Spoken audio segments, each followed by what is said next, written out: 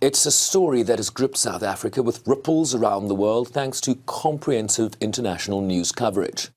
The New York Times headline says Ramaphosa's future as South Africa's leader in doubt after damning report, calling the incumbent's political future increasingly grim as he huddled with advisers and opponents lobbied loudly for his resignation. The Washington Post called it a scandal that could sink South Africa's president, referring to a crisis that risks scuppering the 70-year-old leader's political career, that adds to the woes of a country that's contending with unprecedented power outages, rampant unemployment, and surging living costs. Al Jazeera reports that Ramaphosa faces impeachment over the farm scandal and may have violated his oath of office. The Economist went to the heart of the matter in its headline. A sofa stuffed with cash imperils South Africa's president, whose political future hangs in the balance, referring to his recent state visit to the UK, where he was, according to the report, in a buoyant mood.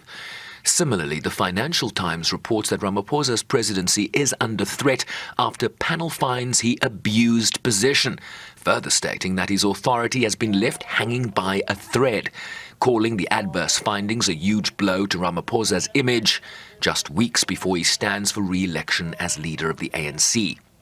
So help me God.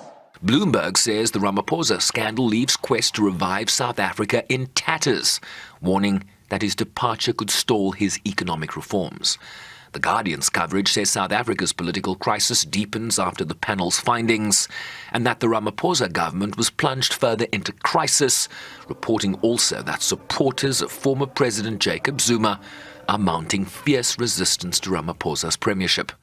While the South China Morning Post's headline reads that South Africa's president in peril as panel sees case for impeachment.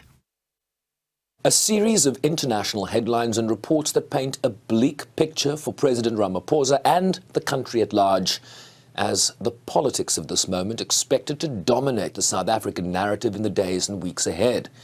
And we all know the saying that all publicity is good publicity, a view likely to be challenged by the man at the center of all of this. Sherwin Bryce-Pease, SABC News, New York.